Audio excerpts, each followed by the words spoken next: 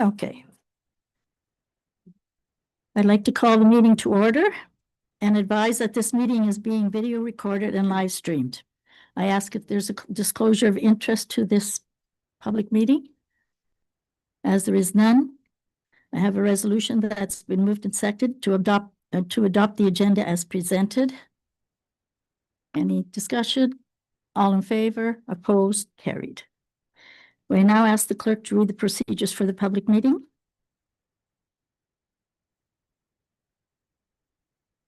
This is a public meeting to consider amendments to the official plan and amendments to the zoning bylaw under the Planning Act RSO 1990 as amended. This act requires that a public meeting be held prior to council passage of any zoning bylaw or official plan amendment. The rights of third parties to appeal decisions to the Ontario Land Tribunal have been restricted under the Planning Act. Only the applicant, the minister, and specified persons, public bodies, and registered owners of lands to which the plan or bylaw will apply and who make submissions at the public meeting or who make written submissions to the municipality before the plan is approved and or bylaw passed will be able to appeal the decision of the municipality of Oliver Papoonge to the Ontario Land Tribunal. The first item this evening that we have on our public meeting is a zoning bylaw amendment ZBLA 01-2026. This zoning amendment is on behalf of Donald and Tara Cook to do a site-specific rezone on the subject property legally described on concession 4, part 5, half lot 6, RP SSR 10716 parts 1 and 2, locally known as 328 Calvert Road, to permit an accessory dwelling with a separate well and septic system from the main dwelling. I will now ask the planning department to summarize their report, please. Thank you. So as you mentioned, the purpose of the proposed amendment is a site-specific rezoning of the subject property at 328 Calvert Road to permit second well and septic system to accommodate an accessory dwelling. The subject lands are designated as natural resources in the official plan. It is the intention of the natural resources land use designation to permit a range of uses compatible with the rural area to make use of the natural resources and assets of the rural area in order to accommodate economic growth in the commercial and industrial sector. Under section 3.27.1, subsection C of the municipalities of Oliver Papoonge's official plan, it states that the main dwelling unit and the secondary dwelling unit can be serviced by a separate septic system and well. It is only the zoning bylaw that does not permit this. As this application for a site-specific zoning amendment requests permission to have separate septic and well services on the site to service the accessory dwelling, and the official plan permits this, this amendment is consistent with the official plan and would bring the zoning and the property into conformity with the official plan. The current zoning of the property is general agriculture. Under section 3.2.2 of the zoning bylaw, detached accessory dwellings are subject to the following provisions. The detached accessory dwelling must be hooked up to the existing septic system and well, which must be pre-approved by the Thunder Bay District Health Unit and a certified well driller prior to a building permit being issued. The site-specific rezoning would be expressed in section 5.3.3.3 of the zoning bylaw and read as follows. Notwithstanding section 3.2.2, detached accessory dwellings, a separate septic system and well is permitted to service the detached accessory dwelling on the parcel legally described as concession 4, part of the south half of lot 6, reference plan 55R 10716 parts 1 and 2, otherwise known as 328 Calvert Road. And the zone symbol for this site-specific provision would be AG-003. Section 2.2 of the provincial planning statement titled Housing states that planning authorities shall provide for an appropriate range and mix of housing options and densities to meet projected needs of current and future residents of the regional market area by permitting and facilitating all housing options that are required to meet the social, health, economic, and well-being requirements of current and future residents, all types of residential intensification, and promote densities for new housing which efficiently uses land, resources, infrastructure, and public service facilities. The proposed amendment will promote efficient development patterns and protect resources, keeping our municipality's rural character, and therefore complies with the PPS. We did not receive any interdepartmental comments or any public comments. And agency comments were received from the Lakehead Region Conservation Authority and the Ministry of Mines, neither stating any issues with the application. So therefore, administration recommends approval. Okay, thank you very much. I will ask if the applicant is here, if they wish to present any comments on this application. Okay, are there any supporters that would like to be heard on this application? Any objectors would wish to be heard on this application? None? Council, do you have any questions in regards to this application of the Planning Department? Councillor Viss? Yes, just for clarification, under the zoning bylaw on sections 3.31, it states that the septic systems and the water supply must be hooked up to the existing system. It wasn't long ago, a year or two ago, I think, when we had an application like that, staff at that time advised that it was not a good idea to do that because the next application coming in would be a severance. And we said, we don't want small little severance on the same property. And so what make the change today now? Because if you're going to change that zoning bylaw, that opens, no matter where you are, you'll be able to do that. As long as you're all aware of that, if that's what we want, then that's the request. The way I read it. If I read it wrong, then tell me. So we have done multiple of these applications actually in the last couple of years. And every application for severance would be weighed the same as any other. If it all works out, then it's a possibility that they could subdivide just as it would be without the accessory dwelling. Okay, any further questions of the planner? Councillor Peacock? Thank you. I did as well have that concern. Would there be an opportunity for this property to be severed if it were rezoned to rural residential? That way, because I think they have enough frontage to have the property severed. They would have to apply for that for us to review it. By the looks of it, they have 91 meters from their current property line to where they put the accessory dwelling. In general agriculture and natural resources, the minimum lot size is 4 hectares and 90 meters of frontage. So you'd need at least 90 meters twice. It doesn't look like they have that. Right. So in theory, no, but I would have to actually see an application to be able to comment on that. Because also, would there not have to be then a separate entrance, or were they going to access that property off of the existing driveway? Do we have any idea there? Well, this is just for the accessory dwelling. Yes. So but they will would the be accessory- accessing it through the current driveway. They don't get a second driveway. Okay, that was my question. Yep. Okay, Okay, okay, Councillor- thank you. And just for clarification on that, is it 90 meters frontage for rural? 90 meters For frontage residential? for general agriculture. Mhm. It's based on, so for in the rural zone, there's 2 separate sections that we look Right. at. One, if the official plan designation is natural resources, then it's 90 and larger lots. If it's rural designation as well as rural zoning, then it's smaller lots. So, and I think this is gonna be the case, as we pointed out before, that tying into existing, septics and that is not gonna be that simple as it seems, and it's gonna be very questionable, a lot of them. any further questions? Councillor Viss? You know, one more, just a comment. Again, you see, the planner stated it's on a case-by-case basis. Well, I have a problem with a case-by-case basis because it's who we are in a lot of cases, if we're honest about that. But if you're gonna open the thing up to everybody, then let's do it all or don't do it at all. I just have a problem on a case-by-case basis. Who do you grant it and who do you not? So that's something bothers me somewhat there, so.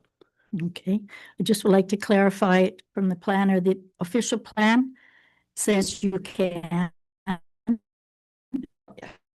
The zoning says you can't. Correct. That's right. Okay, I That's- just clarified that. that's Thank right. you. Okay, we will now, I'm sorry, Councillor Peacock? Sorry, I would like to see that it be rezoned and then severed and done Not properly. being severed. But now I understand, but if it were rezoned from general agricultural to rural residential and and then severed? None of that's being proposed, though. No. I know, but that's what I'm saying. That's what I would like to see rather than just doing it this way. That's all. Just a comment. Thank you. Okay. Alrighty, we will be deciding this application later on in our regular meeting. The next item we have is two items, but for one applicant. So what we will do is we will note each application, but the planning report will apply to both applications. The first one is the official plan amendment OPA 07 on behalf of Keith McNally to site specifically redesignate a 10-acre portion of the property on 10732 John Street Road from natural resources to rural. And the other one is a zoning bylaw amendment ZBLA 02-2026 on behalf of Keith McNally to site specifically redesignate a 10-acre portion of the property at 10732 John Street Road from natural resources to rural. Okay, I will pass it to the planner. Okay, thank you. So as you said, the planning department received two applications from Keith McNally. We received those in December of 2025. First for an official plan amendment, the second for a zoning amendment for the property known as 10730-10732 John Street Road. The purpose of the official plan amendment is to designate from natural resources to rural, permitting the rezoning of those lands from general agriculture to rural, ultimately permitting the creation of two 2-hectare lots. The subject property is currently 51.41 hectares in area, has approximately 445 meters of frontage and an irregular depth that has a max of 785 meters. The subject property is serviced by private water and septic services. The present use of the property is farmland, though the 4-hectare portion that is the subject of these applications is vacant. Access to the subject property is via John Street Road, which is publicly owned and maintained. The subject property is abutted by general agriculture uses to the north and west, rural residential lots to the east, and rural uses to the south. Mr. McNally has owned the property since 1996. The parcel has been severed 3 times, once in 2012 and once twice in 2013. The property has not been severed since well before the July 24th, 2017 date in our current official plan, so the 2 proposed severances would be permitted by way of lot allowance. The current official plan designation of this property, again, is natural resources, as well as environmental protection. These applications are only proposing to amend the 4 hectares highlighted in your packages. The remainder of the property will continue to be as currently designated and zoned. This amendment is not seeking to change the environmental protection designation that overlays the majority of the 4 hectares, but only to remove the natural resource designation and replace it with rural, which permits smaller lot sizes. With the provincial governments actively supporting housing initiatives and seeking to create new, more affordable housing options, redesignating this parcel to rural to permit a potential 2-hectare severance is in conformity with the plan. In addition to housing, farmland has become increasingly important to preserve wherever possible. By permitting smaller lots off the otherwise active farm, more lands remain for farming purposes. The current zoning of this parcel is general agriculture and with some wetland overlaying the south portion. The application again is seeking to amend a 4-hectare section to rural. The amendment seeks approval to move forward with the application in order to sever 2 smaller residential lots, again creating more land for housing, but also taking a smaller section of farmland away with those severances. In this situation, there's a large portion of the proposed new lot that has environmental protection over them, making them useless for farming. With approval from the Lakehead Region Conservation Authority, the property can become more useful or valuable as smaller residential lots. The key provisions of the provincial planning statement as they relate to this application are the sections that provide direction on how development should proceed in order to protect the environment in rural areas and lands in municipalities and support growth. They include planning for people and homes under section 2.1 and housing under section 2.2. The PPS supports these applications as the focus is on creating a full range of housing options at all times. No comments were received from interdepartmental staff, nor were comments received from the public. Agency comments were received from the Lakehead Region Conservation Authority as well as the Ministry of Mines, neither identifying any issues. So to summarize, The applications are in compliance with the official plan as the subject property is in the application has two land use designations, natural resources and environmental protection. The Oliver Papunj official plan sets out the policies for development in these two land use designations. Amending the natural resources designation to rural to support residential development will not negatively impact the intent of the official plan. For compliance with the zoning bylaw does not permit 2-hectare lots in the general agricultural zone. They are permitted in the rural zone. While these applications are for lands described as agriculture, the 4-hectare area with which these applications apply is generally unusable farmland, and the best use would be residential. Reducing the required lot size supports the maintenance of usable farmland in this case. Compatibility with surrounding land uses. The surrounding land uses are primarily single-family dwellings on large lots.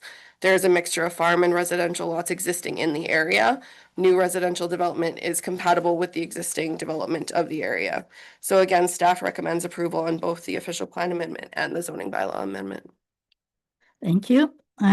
If the applicant is in the room, would they like to make any comment or give us further information on their application? No. Are there any supporters that would like to come and talk about the application? Any objectors? Council, have you any questions on these two applications? Councillor Viss. Just a comment, I checked out the two lots, they're not workable agricultural land, so I have no problem with that. Okay. We will be looking at the bylaw and discussing the application at a regular meeting. I now have an adjournment of the meeting, the time being 5:16 p.m. It has been moved and seconded. All in favor, opposed, carried.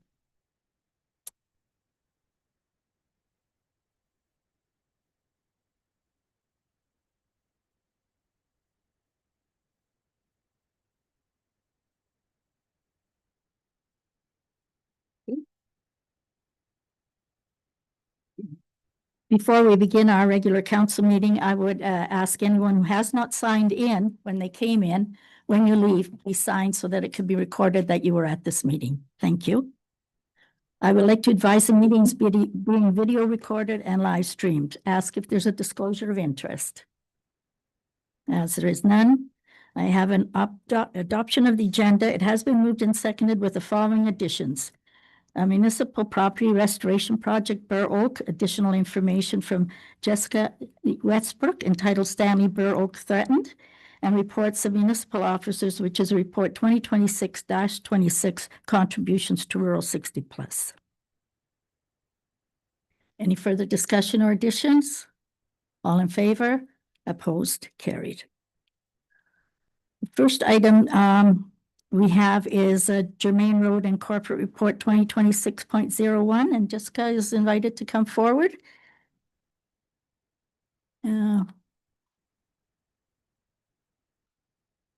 Just have to make sure that the light is on. Yeah, okay. Yeah. Also, I see you have another one. Do you want to separate them or do you want to do them together? I'm happy to do one, and then if there's questions and then move to the next, it's fine. Okay, we have 10 minutes per delegation, so that would be 20 Yes. in total. Is that okay? That's fine. Okay, thank you. Okay. Go ahead. Okay, well, thank you very much for allowing me to give deputations this evening. The first deputation I would like to review is a concern that I've had and many others have had on the Germain Road and the traffic issue that we think is going to be imminent. I'm just wondering if people have had a chance to read over my January 28, 2026 letter in regards to the corporate report. Mhm. Okay, I have a copy of it here. I've sort of summarized some things, and I'm not going to go through that. I feel that if you read it, then if you have questions, you can ask them away. So the concern I'm going to focus on, like I said, is the industrial traffic that is fairly imminent to come down Hockwell Road. And the proven fact that this industrial traffic has never been approved to use Germain, and thus never have been subject to traffic studies. This is of grave concern to me, to the folks on Germain, and will be a public concern to commercial drivers as well as the public who drive this route every day. It's actually been a concern of this council since 2012. The continued concern is a result of the recent focus by MTO on traffic associated with Hockwell properties, as indicated in their most recent agency correspondence regarding Hockwell's withdrawn application 1B 1925, of which you have copies of. This application was withdrawn when MTO discovered that the two highway entrances involved in the application, G&G's Highway 1117 entrance and Hockwell's 588 entrance, had never applied for entrance permits since their last property change. MTO is currently going through a review process to determine the current use, the traffic volumes and movements and impacts on highway safety and operations on these highway entrances. This review process will reveal that traffic accessing Hockwell's properties currently is illegally accessing the two adjacent owners. And for G&G's Highway 1117 entrance, this includes TBC Ready Mix, Ritchie Brothers Auction, and Northern Madam Bridge. For Hockwell's Highway 588 entrance, the pit traffic that's accessing pin 695, 697, 671, and his property in the back lots 12, 13, and 14. Through this review process, it will be determined that this traffic has been legally required to access Germain Road since 2018, and all indications are that MTO will finally enforce this requirement. I have explained the history and issues surrounding this situation to near exhaustion, I'm still here, since 2021, and yet this municipality is still ignoring the facts and the potential liability that this now puts them in. It is why you now have my entire evidentiary package that I submitted to each of you earlier last week and includes all the evidence I've referred to in all my previous deputations and letters. This includes municipal documents that are on file, which include applications, council and C of A meeting minutes, public letters, agency letters, studies. It includes documented correspondence with MTO that I've had, with MTO, MNR, Conservation Authority, C of A members, previous C of A members, TB engineers, and the residents directly involved and affected who are here today. I realize my submission is a lot, and I am truly hopeful that what I'm focusing on in this deputation, the traffic, you were able to discern through the review of my submission. This is what my submission proves with regard to traffic concerns. Between 2012 and 2017, there were repeated attempts by Hockwell to sever his property and gain access to Germain for industrial traffic, and they were denied by council and the C of A for safety reasons. Yet during this exact same time, Germain Road was paved and an entrance was installed but not finished. Hockwell had built an internal road to this entrance, but it was bermed and remained closed. There was no traffic study done. In 2018, Hockwell applied again for the same severance, but this time it was approved on the condition that this bermed entrance was only to be used for residential uses, as it had been before, and that industrial traffic use of this bermed entrance was denied. Yet the severance did get approval, conditional on, and the condition is identified as by Sharon Martin as being residential. Again, no traffic study is conducted at this time. In 2021, Hockwell now applies to sever land along Germain, which requires an easement from the proposed retained area and the use of the bermed Germain entrance. The residents are literally dumbfounded that the previous 2018 severance was approved and that he has had an approved entrance on Germain for this industrial traffic. So a legal opinion was sought by the municipality, and it was determined that the 2018 residential use condition was invalid, and the C of A did not have the authority to approve that consent. And so with that, 3 years later, a residential only use of a Germain entrance is removed, and suddenly the industrial traffic is allowed to use this continued bermed entrance. Council and the public remained steadfast in their safety concerns for Germain and Highway 580 intersection, so Hockwell is asked to commission a traffic brief. This traffic brief is conducted, but it does not include Hockwell property industrial traffic. This is identified by the engineer himself as the express shortcomings of the traffic brief and then later stated clearly by the engineer again in an email response to me. But the planner misled the C of A by explaining that the traffic study was completed as part of the application for the creation of the new lot and the easement, that the engineers analyzed everything with regard to the new lot and easement, that the traffic study was for all existing and future development down the Germain Road, and that it showed no safety concerns. Even in Corporate Report 2026-01, Ms. Reed states that the traffic brief was conducted with respect to the increase of traffic on Germain, yet it didn't include Hockwell's easement traffic, the required traffic to use this easement. So here we have an entrance onto Germain that was through negligent and misled decisions being circuitously approved with no supporting evidence showing the safety of this substantial amount of industrial traffic required to use Germain since 2018, and that is about to be enforced now by MTO. MTO has stated now it will not consider further applications involving these properties until proper highway entrance permits are obtained. Kevin Ellis with the MTO has indicated to me that MTO will continue to support access via Germain Road because it falls within your municipality jurisdiction and has been approved by this municipality through the previous severances and easements. The very severances that I have just explained were approved based on a negligent consent condition in 2018 and its removal 3 years later. False and incomplete application information, a misled engineer, a misleading interpretation of the traffic brief that gave a false sense of traffic safety, and previously unenforced MTO entrance permit requirements.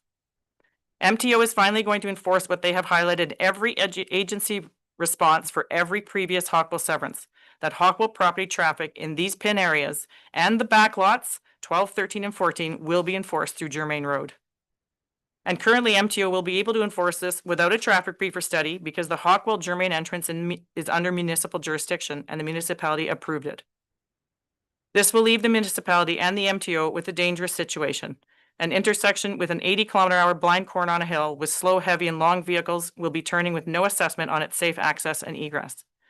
As a result of all that I've discussed here and the urgency of the MTO process, I am urging council to communicate with MTO to 1, answer the 2 questions I have remaining on the MTO's reference to those easements and backlots, which are not in the application, to ask what MTO's current decision will be on the highway entrance use by the traffic accessing those PIN areas and lot 12, 13, and 14, to explain council's continued concern regarding Hawkwell's property traffic accessing through Germain and the possibilities of the alternative access solutions that have been before you in the past, and to inform MTO that a traffic brief previously conducted did not include this traffic, and request that a full comprehensive traffic study for the safety of Germain and its intersection with Highway 588 is completed. That the study includes all that traffic and that the resulting engineer recommended safety mitigations and road design changes be implemented before any traffic shift occurs. Please do not rely on maybe MTO will do this or perhaps they'll do that. Please get in front of MTO with your concerns in the hopes they conduct a traffic study for this intersection and this road.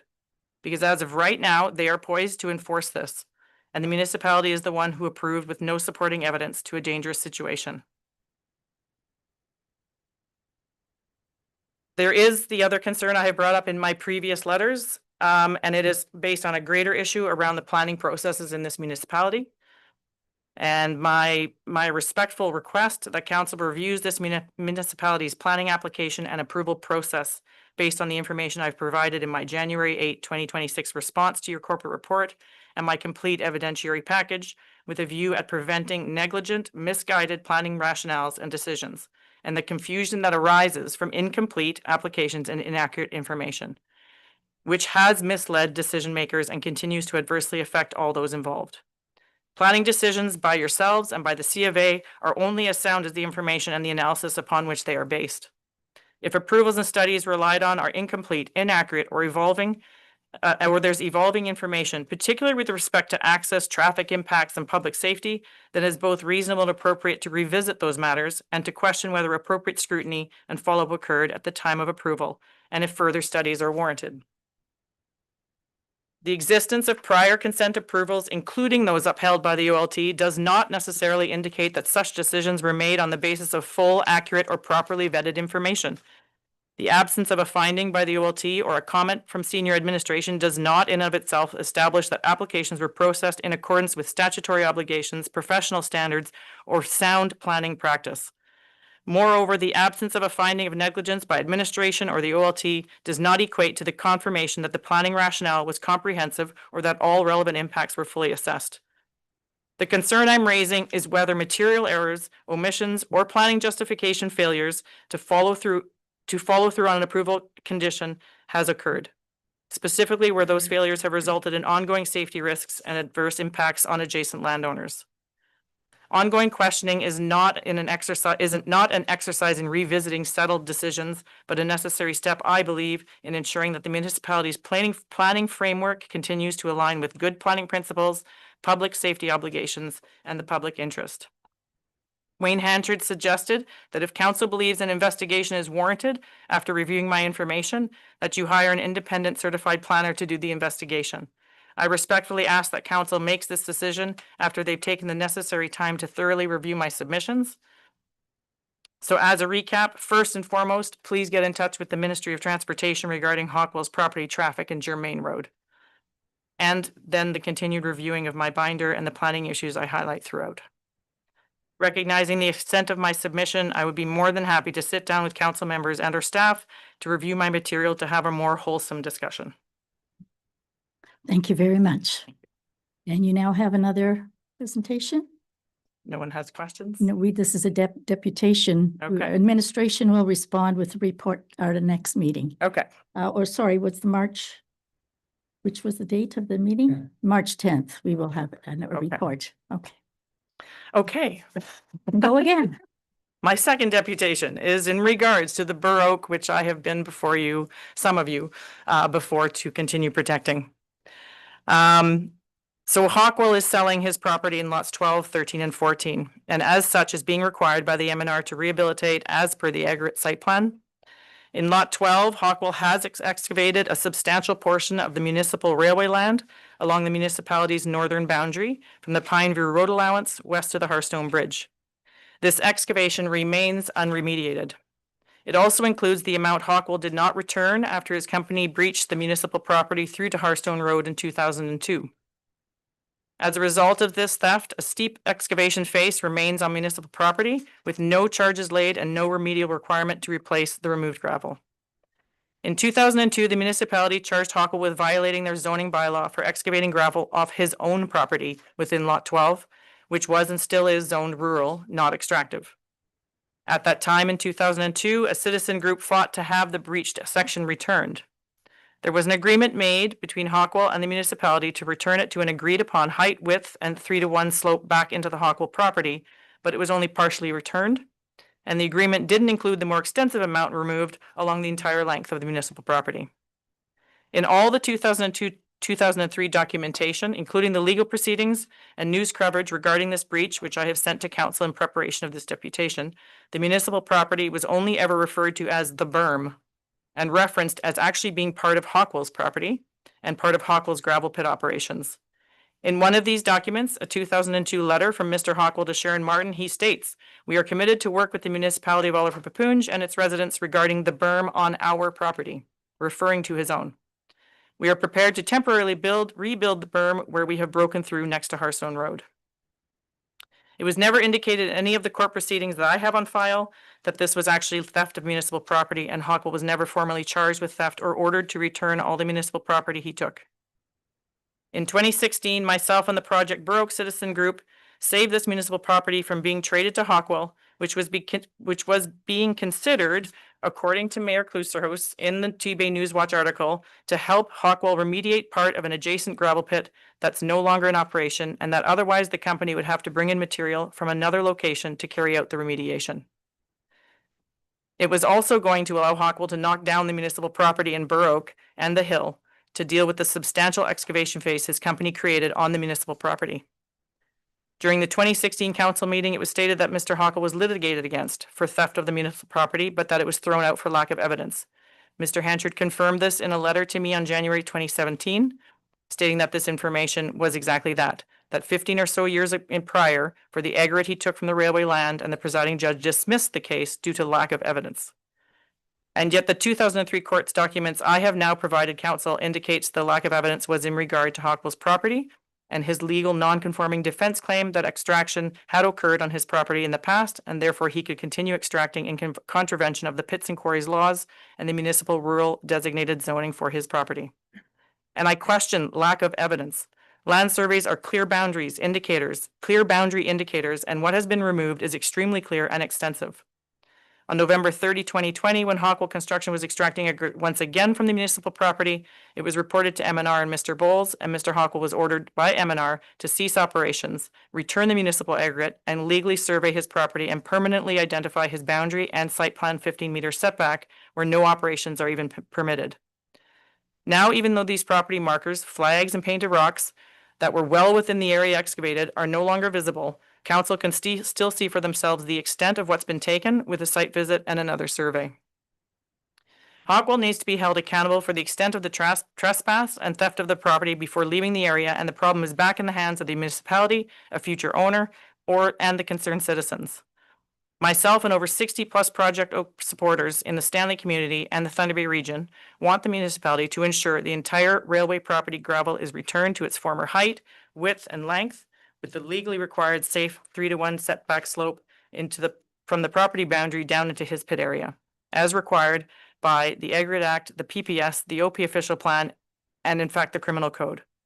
We want it to be continuously monitored so contaminated fill is not used and that not one Baroque is taken down. So that the entire Baroque stand, the scenic hill that it's growing on along Hearthstone Road from the Pineview Road allowance to the Hearthstone Bridge and the remaining intact part of this ANSI is preserved and protected now and into the future. So the takeaway is municipal property was stolen, it has not been addressed, and we want it back. Thank you for your time. Thank you very much. Thank you for both your thank you for both of your delegations and for all the hard work you've put into this reading material. Thank you. Administration will be bringing back a report to us at the March 10th meeting. We'll be discussing it again at that time. Okay, thank you. We now have a resolution moved and seconded to accept the minutes of our council meeting held on January 28th for approval. Were there any errors or omissions? And as there was none, all in favor? Opposed? Carried. Any discussion on those minutes? None? That was page 45 to 61. No? Okay. We have a report from Larry Ayers, our bylaw enforcement officer for January 2026, and it's on page 62.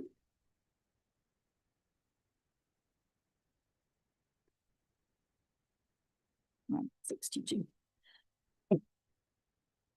Sorry. We have a report here for January. Is there anything further to the report that you'd like to add, Mr. Ayers? My last council meeting today, been a privilege to work for the municipality for the last almost 19 years. The 5 councils that I've worked with, past and present, under their leadership and dedication has brought this municipality to where it is today, and I'm proud of that, and thanks very much. Oh, thank you. Does anybody in council have any questions of our bylaw enforcement officer or this report? Councillor Peacock. Thank you. I think each of us received an email with regard to snowmobiles on the sidewalk in Kakabeka. Good. Just wondering, is it allowable? I would say no, but I'm not sure that would be enforced by the police under the Motorized Snow Vehicle Act. That's not a bylaw issue. I've had people have called me in Murillo in regards to snowmobiles on the racetrack at the fairgrounds, and I've advised them that it's only the city police that can enforce the Motorized Snow Vehicle Act. So So it's a police issue then? Yeah. Okay. Any further but questions? I believe it shouldn't be on the sidewalk. But Yes. Comment if I may. Thank you, Larry. I appreciate it working with you over the years. I've been there and probably been on the same page. appreciate that. Thank you. Yeah. Thank you. for all Thank your you. dedication. Appreciate it. Okay, you can't leave yet. Okay. We're gonna make you stay tonight till the very end. No, I'm just kidding. Wouldn't do this at your last meeting. I just want to say thank you, Larry, on behalf of council, but also and administration, but also on behalf of the residents. Whenever there have been problems, you've done your best to solve them without going to court, without, anything bad happening. You've always had the municipality foremost in your mind. And so I want to thank you very much on behalf of everyone here. You've had almost 19 years of dedicated service to us. You've put up with some of our silly questions. You've put up with a lot of dogs, Yeah. a few other animals. But I do have something here for you from us, and I believe you're having a luncheon or, no? Oh, okay. I'm not supposed to say that. Whoops. Oh, that's Mary. Whoops. know me, I said too much already, but you take care of it, and keep us dropping. Oh, yeah, I will. Okay, Yeah. no more donuts. Thank you, Larry. Bye-bye. Life with your surgery. Okay, the next item we have is our building department report, which is page 63 and 64. It's rather short because it's January, but it has started off with a nice amount. So it looks good for the new year. Now we have a resolution that's been moved and seconded to pass the bylaw number 12, 2026 to amend the municipal Oliver Papunch comprehensive zoning bylaw for Donald and Tara Cook, sorry. Any discussion? Councillor Viss. Yes, I don't want anybody to misunderstand me. I don't have any real meaning against one person. Mhm. My point is, if we're going to do something, we should do it so anybody that could also qualify for it, rather on a case-by-case basis. Sometimes it gets very dangerous on that case-by-case basis, and I've been through that for years, and it's not a good deal. And Mhm. so if council has no problem, that's fine. We can look at each one, and if it's not quite right, a good suggestion was it possible to rezone that and we would have no problem with that. If it can, I still don't have a problem with it, but I don't want us to say yes for this one and, well, maybe not this one. Otherwise, it's certainly no reflection on the one application, okay? Okay. It was just my overall opinion of how I think I would like to see it, so. Okay. And Councillor Peacock? Thank you. It doesn't indicate on the application itself how much land these people have. And I've asked for that in the past. So is there sufficient land to subdivide? But they're not asking to subdivide it. I realize, but that's what I'm saying, like, if it was rezoned and then from general agriculture to rural residential and then subdivided, But if it doesn't work to subdivide it because there's not enough frontage or acreage, then it would be no by us, even though there's a dwelling with their own water and sewer. Also, just with respect to the rezoning, there is no zone that you can rezone it to that allows secondary systems. No. So I'm not sure what the reasoning for the rezoning would be. to allow for a smaller parcel of land, like, That would have to be asked for at the time of asking for consent. yes. Yeah, so that has nothing to do with this. So I This- would prefer to have it done differently. Let's put it that way. Okay. Everybody's trying to get out and they don't know how. Can I just, if you were looking at the size, if this is what I'm correct on page 14, the Yeah. property is 233.5 meter deep and it's 167 meter wide. So who's got the quick calculation to tell you how deep Yeah. you got? Come on, Exactly. No, for agriculture, you can do that. this is normally done for almost like they used to call a garden suite, right? Or a, Yeah. Mhm. and they have changed the names now, but it's a second dwelling, which is allowed in the Planning Act. And it can have its own septic and water. As long as we change zoning though, we have. to In this change it. case, we have to change the zoning. Yes, Councillor Campoff? So listening to the other councillors, the concern obviously from Councillor Viss outlined it earlier, that it does make it easier for this landowner to potentially separate these two houses. As long as it qualifies, yeah. So, and I know we've talked about this before. Has this happened before? Have we had this happen where we've approved a secondary dwelling and then had it separated off? No, not to date. Guys, I know we've talked about it, but it hasn't actually happened. So hasn't. it's certainly, and I share the concerns, Mhm. but it's, the reality is, it hasn't been an issue. Okay. So we do have the resolution. It has been moved and seconded. Any further discussion? All in favor? Opposed? Carried. The next item is the official plan amendment for Keith McNally.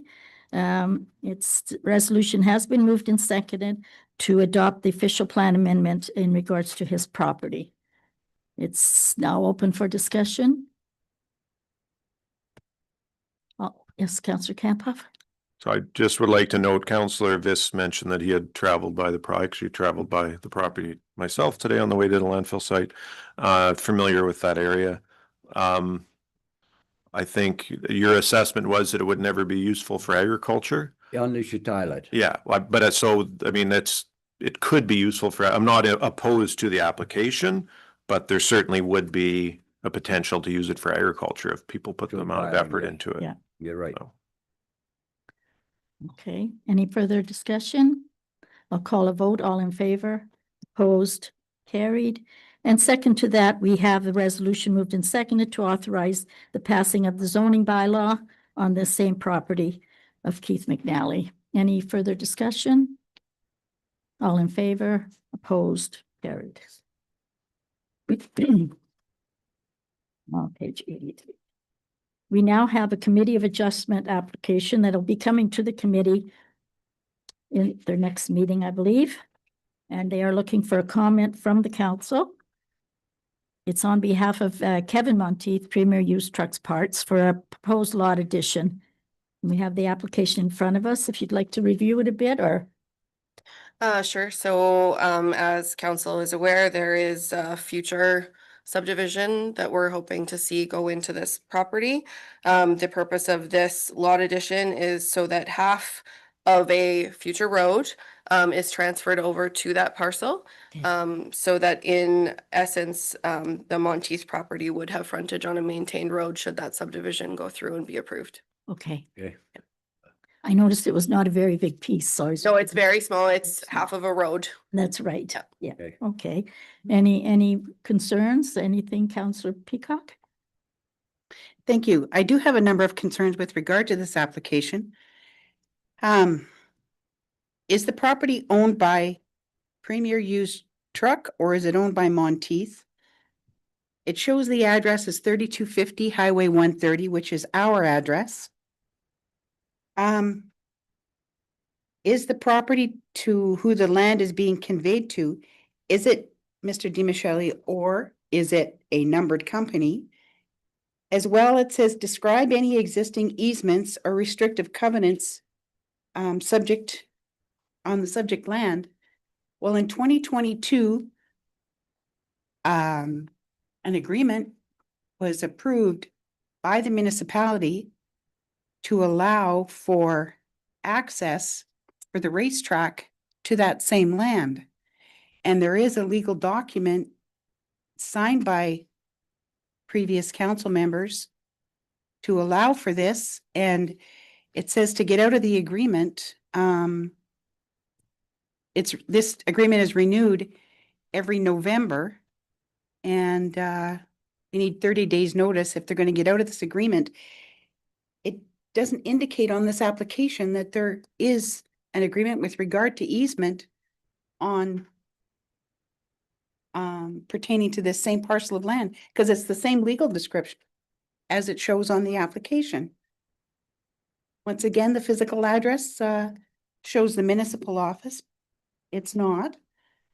The proposed use says commercial, but the property that it is going to be joined to is light industrial. At the present time, perhaps the applicant is in the process, or the proposed owner of the lot addition is in discussion with the planning department with regard to pre-consultation for a subdivision or a development. But at the present time, I feel this application is premature and should be deferred because even the last page, the applicant, it shows signing the application is Don DiMichele, but he's not the applicant, is he?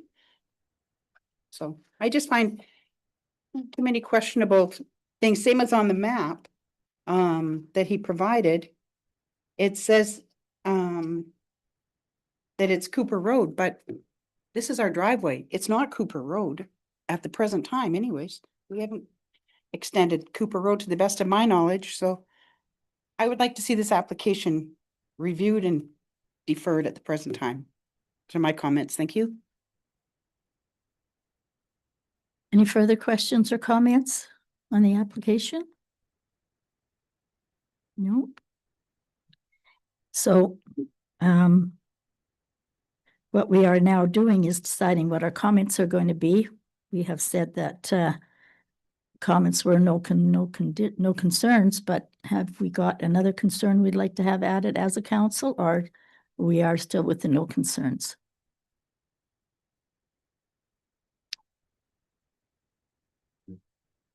There's been addressed.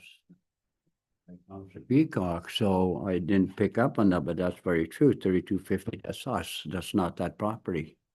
And perhaps that property doesn't have a civic address, which is understandable, but it's not the applicant's address. And, It is the address on the tax bill. on their on, That's why it's in the application. Councillor Campoff, you had your hand up? So that was gonna be, I mean, there is no separate fire number for that property, so. no.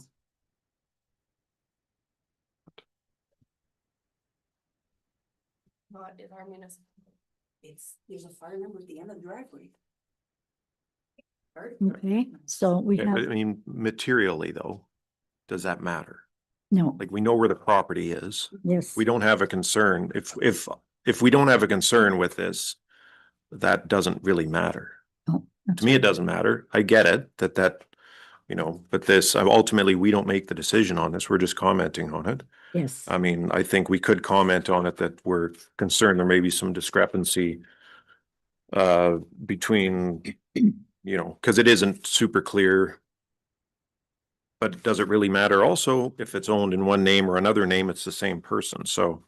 I also, just to provide information to council, I have a letter of authorization from Kevin Monteith authorizing both Tyler and Don DiMichele to act on his behalf. I also have a letter, or an email, sorry, from Tyler, asking that Don DiMichele be able to commission the application with me in the office because he couldn't make it out for the deadline. I have both of those in writing in the file for the Committee of Adjustment. okay, Premier Used Truck Parts is what Kevin Monteith calls his company. Monteith Trucking is the registered name. They didn't put that. It doesn't change which property is which property. The easement that's registered on as entrance into that property, I mean, it's further south than the transfer of land that they're speaking to on this.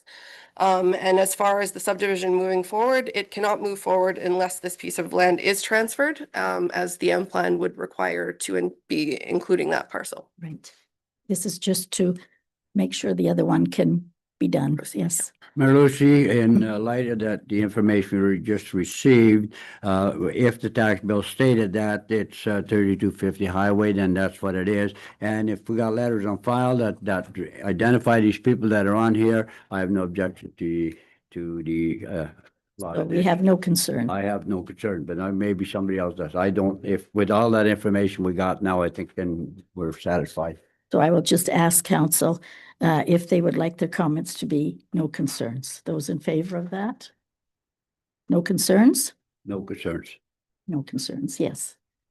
I'm just wondering what happens with this easement agreement that is registered on title that indicates the same legal description as noted on the application.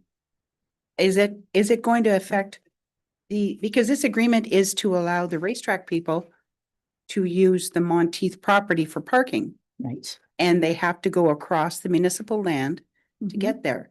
So how does that play into all of this? Councillor. So just to clarify to that point, can staff clarify because my understanding would be that the easement currently does not get impacted by this little strip of land. That's Mm. correct. The easement entrance is south to where the lot addition is highlighted. Yeah. Shouldn't change. And the property use is not changing until such time as a subdivision is approved. Right. Okay. So should that easement have been noted on the application or no? No. That doesn't matter. Doesn't matter. Okay, so I have the resolution that has been moved and seconded in respect to application number 1B0125 on behalf of Kevin Monteith, for a proposed lot addition. Council's comments are as follows. No concerns. All in favor? Opposed? Carried. We now have a memorandum of understanding with the Lakehead Regional Conservation Authority for mapping services. I have a resolution that has been moved and seconded that in respect to report 2026.21, we recommend the memorandum of understanding between the municipality and the Lakehead Regional Conservation Authority for mapping services be approved. It is now open for discussion. Councillor Calvert? Yeah, I was just wondering. Is this the same price we're getting? I believe that they can't raise their rates. Is that true? Right, so. So the we're getting rates remain the price, same. Yeah, been frozen. Any further comments or questions? All in favor? Opposed? Carried. We have a budget variance report as of December 31st, 2025. It's been distributed. It is for our information only. If you have any questions in regards to that report.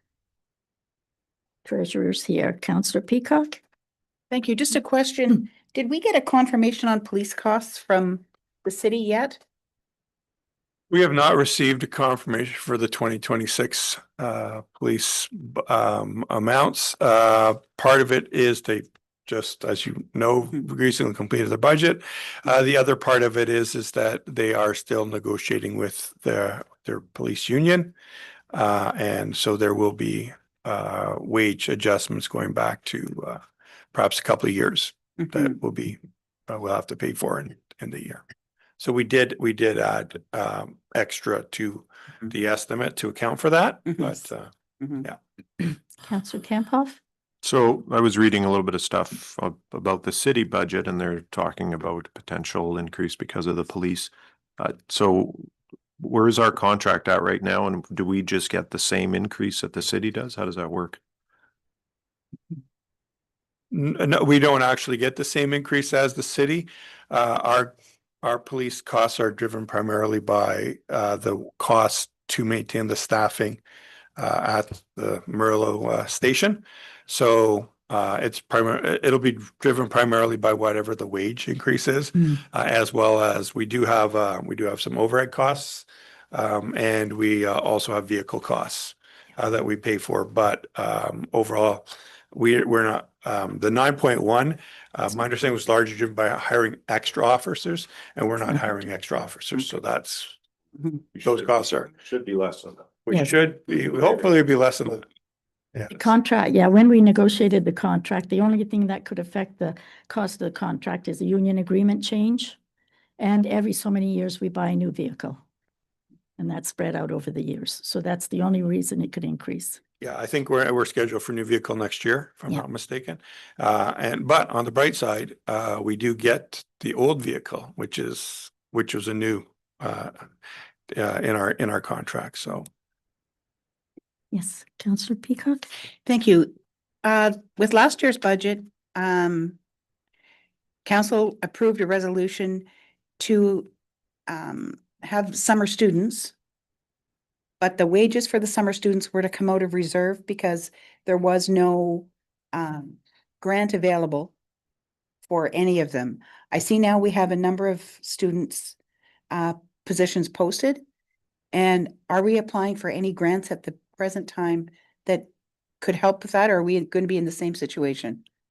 we will likely be in the same situation. We have applied. The issue wasn't that we didn't apply last year, it was we were not successful. We've changed our approach slightly, hopefully to score higher. In the federal government has a number of criteria that they use to rate the students. So we've done our best to match those criteria, but we are limited to what we can do. The amount that came out of reserves last year was actually the difference between what we applied for and what we got, not the entire student budget. This year we have applied for multiple positions, but we only have one successful application in the budget because that's what we got in previous years. So we won't have to ask for a reserve contribution this year. Thank you. Any other questions in regards to the Budget variance report? None? Okay, thank you very much, John. We have the LRMC Fire Services meeting that is going to take place on February the 17th at Roslyn Hall. It's just, it's got a few items that you might want to read and take with you to that meeting if you are going. What time was it to start again? Was it 6? Right, 6 o'clock. All righty, we'll see you all there. The next item we have is the Roslyn Drinking Water System OCWA Service Agreement. It's on page 104 to 145. Whoa, lots to read there. Can understand it. So we have a recommendation. It's been moved and seconded that we approve the agreement for the Ontario Clean Water Agency to operate and maintain the Roslyn Village water system for the period January 1st, 2026 to December 31st, 2026. Any discussion? Councillor Calvert. So I see the price is like, what, 105 roughly? And the previous used to be around, what, 65, I believe?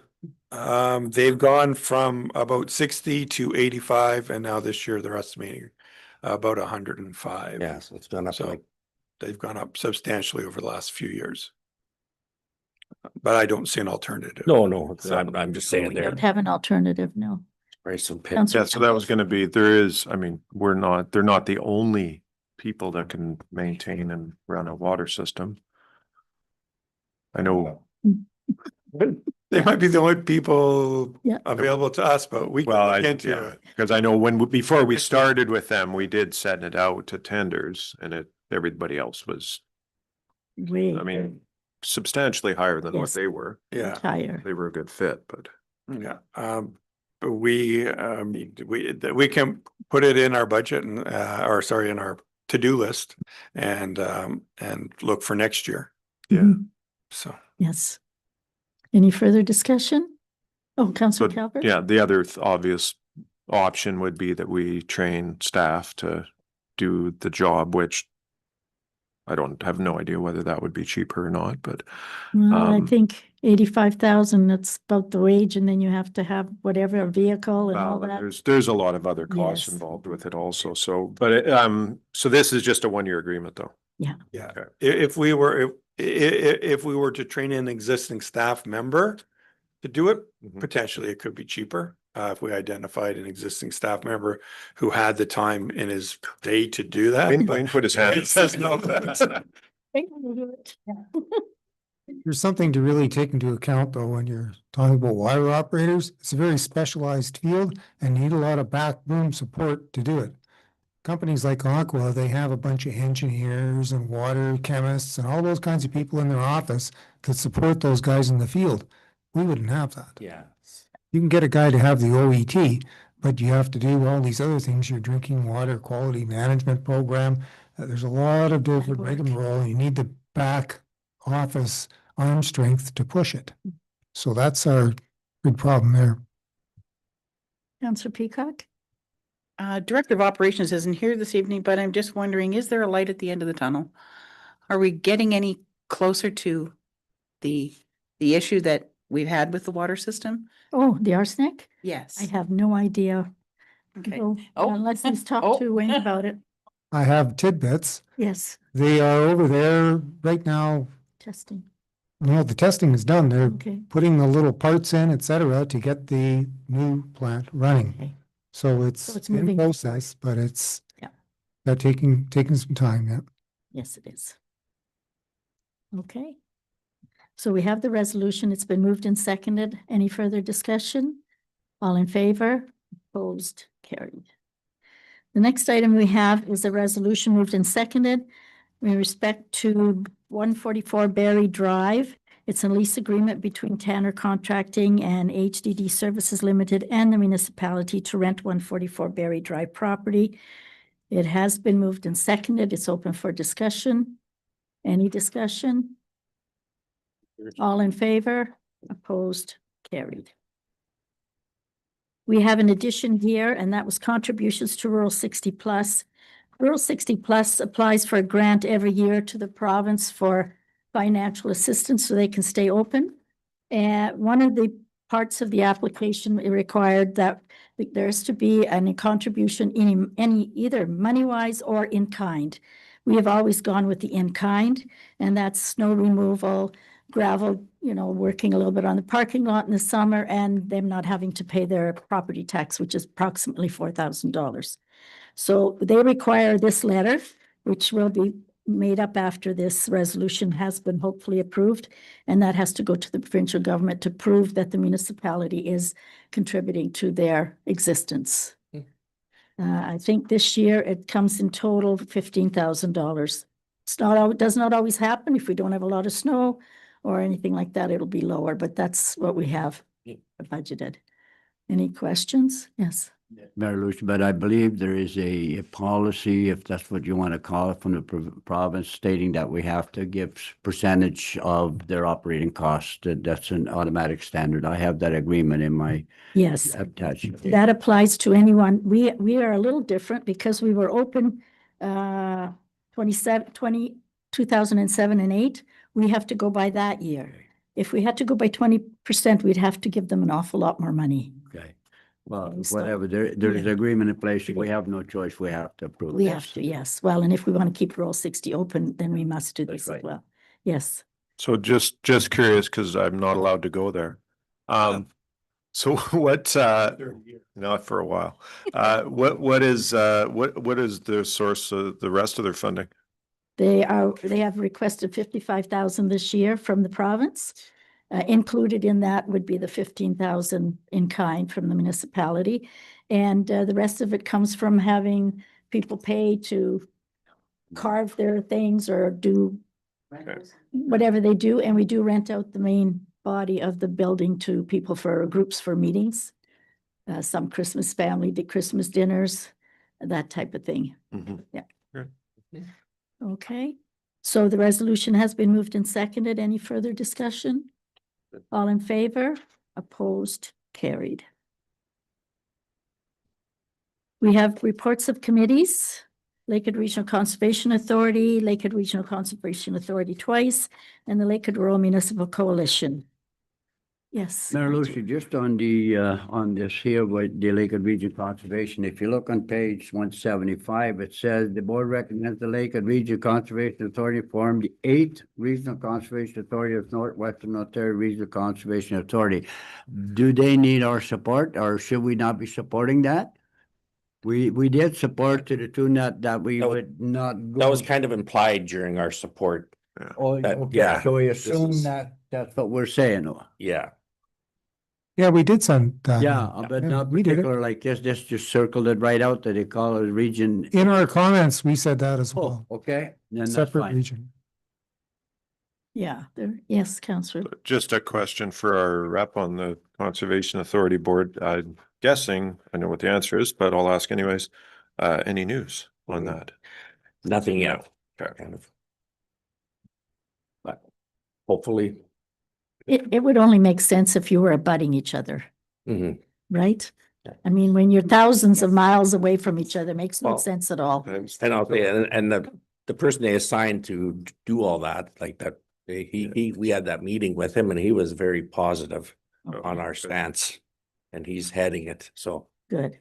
Yeah, that's good. Okay, any further questions about any of these meeting minutes? None? Alrighty, we have the zoning, but we now have the zoning bylaw amendments, or sorry, the bylaws. The zoning bylaw amendment for ZBLA 01-2026 for Donald and Tara Cook. It has been moved and seconded. All in favor? Opposed? Carried. We have the official plan amendment bylaw. It has been moved and seconded. Any further discussion? It has been, this is in regards to the gentleman, Keith McNally. All in favor? Opposed? Carried. And we have the zoning bylaw amendment bylaw, again for Keith McNally. It has been moved and seconded. All in favor? Opposed? Carried. We have a bylaw for the external auditor appointment for 2025 to 2029. It has been moved and seconded, and since it has not been discussed to this point, is there any discussion on this item? All in favor? Opposed, carried. We have a resolution approving the bylaw for the lease agreement with 144 Berry Drive, the South Garage. So moved and seconded. Yes, Counselor Peacock? Thank you. I just had a question with regard to the wording in the bylaw. Does it have to include the dates for the term of the lease in the bylaw itself, or is that in the agreement? It's in the agreement? In the Yes, agreement only? Okay. Just I didn't want it missed when you go to renew it. So that's all. that's perfect. Hmm. All in favor? Opposed? Carried. And we have a bylaw in regards to the memorandum of understanding with the LRC Put A for mapping services. It has been moved and seconded. All in favor? Opposed? Carried. And we have a bylaw moved and seconded in regards to Roslyn Village Water System Agreement with the Ontario Clean Water Agency. All in favor? Opposed? Carried. We now have some petitions. To retain Life Labs locations in Northern Ontario.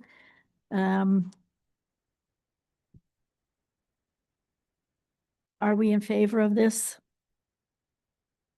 We want to leave, well, we'd want to leave, have Life Labs being located here, right? Right, well, the thing on this, it doesn't tell me how many they have. Have they only got one, or have they, like, I think in the city, we have 3, 4, 5 of them. If they close Yes. one, that's a possibility. I mean, you know, because, so I just, it's hard for me to say, I'll Mhm. support it if they have 4 or 5 and they close one because of lack of business. Why would you support something that That's they right. really don't need? There's the shortage of nurses already as it is, so that's the only reason. Otherwise, yeah, if they only have one, I certainly would support Yeah, that. okay.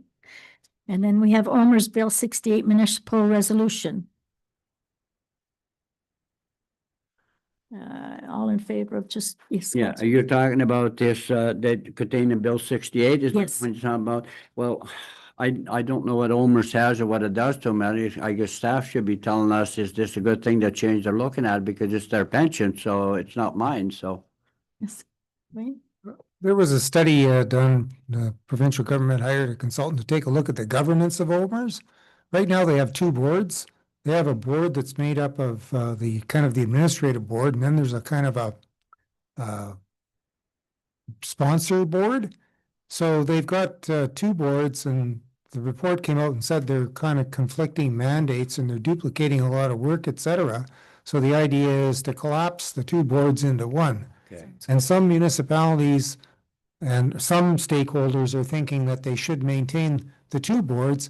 I took a look at the information, and I can't say I'm an expert in this because I didn't read it cover to cover or read the entire report or whatever, but it sounds to me that's a good idea to collapse the 2 boards into one.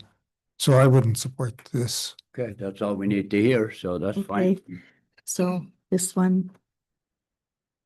All righty.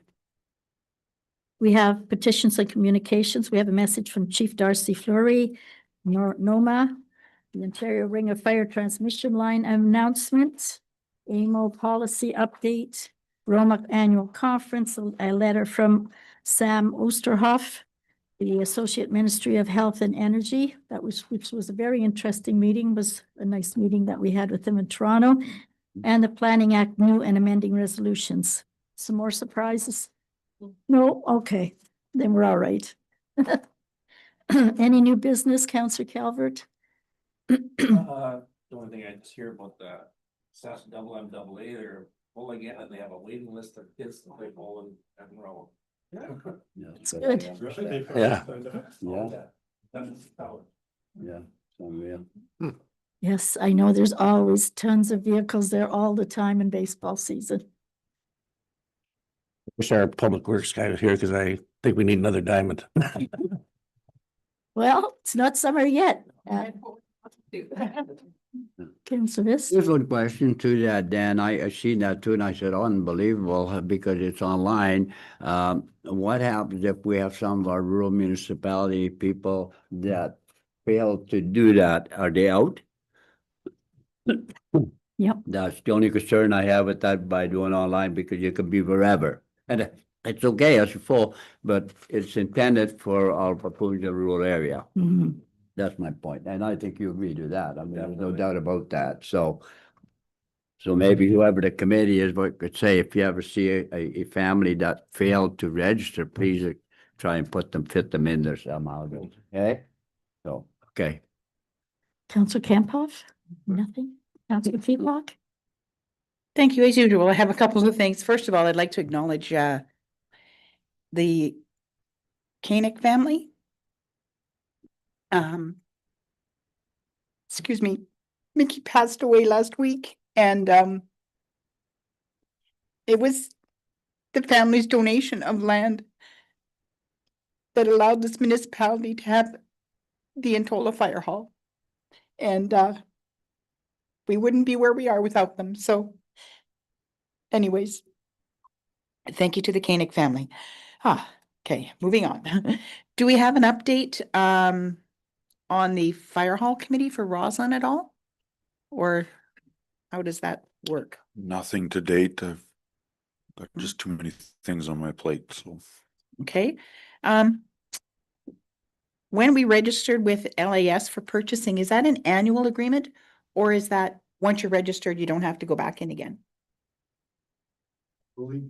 I believe we don't have to go back in, Okay. but I'll confirm that we're still in good standing, so.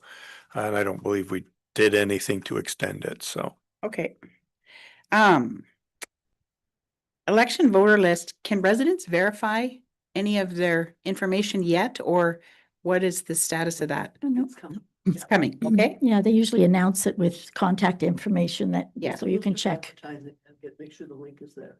Okay, just wondering if there'd been much use to the recycling bins out the back for industrial. But I wouldn't know. I don't live here. I haven't observed a lot of traffic going by my window. but- Okay, I have received some questions from some residents and gone over it with them because they thought Mhm. maybe all the recycling had to come here. So I had to Mhm. explain that. now unfortunately with the tragic accidents that we've had lately, question for the fire chief. Because traffic had to be rerouted, is there a reason why Voyant Alert wasn't activated to allow the residents some prior notice that their routes may be changed for traveling purposes? I thought that's what Voyant Alert was for. No, Voyant Alert is a mass notification for emergencies. It would only be for people that have signed up for it. So to do a traffic reroute, it would be hitting a very small percentage of the traveling. That would come through 511, I guess. Yeah. Okay. So yeah, no, I would not activate Voyant Alert because of a motor vehicle collision that's reverting traffic. Okay, and just to thank you to the residents that we had this evening, it was nice to have an audience, and thank you to the deputant for the presentations, and I think that's all. Thank you. Okay, thank you. Thank you. I now have a resolution moved and seconded that we convene resolve into a closed session, the time being 6:17 PM. All in favor? Opposed? Carried. We will have a 5-minute break, please.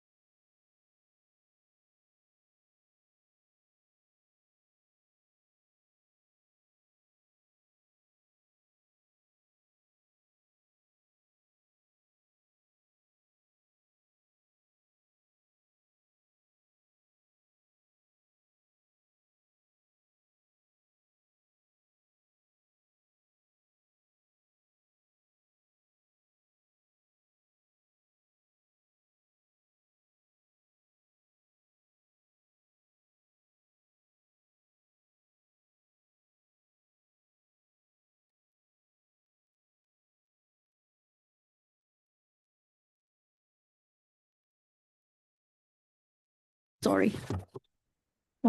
We have a resolution moved and seconded to adopt the closed session, approve the closed session meeting held on January 28th. All in favor? Opposed? Carried. Was there another one? Wayne has a resolution. I'll read this one out. Whereas policy number 0120.01, recognition of service at retirement gives council discretion to recognize the service of part-time, casual, or temporary employees at retirement. Whereas Larry Ayers has been employed by the municipality since March 3rd, 2008 as a bylaw enforcement officer on a part-time basis, that the following actions to recognize the service at retirement of Larry Ayers be approved. Certificate of service, service pin, a gift valued at $200. Any discussion? Resolution has been moved and seconded. All in favor? Opposed? Carried. And that's it. Nothing else right now? Confirming. Okay, I have a resolution moved and seconded to confirm the meeting that we have just taken part in. All in favor? Opposed? Carried. And we have a resolution adjourning the meeting, being 7:21 PM. All in favor? Opposed? Carried. Oh, it was moved and seconded, sorry.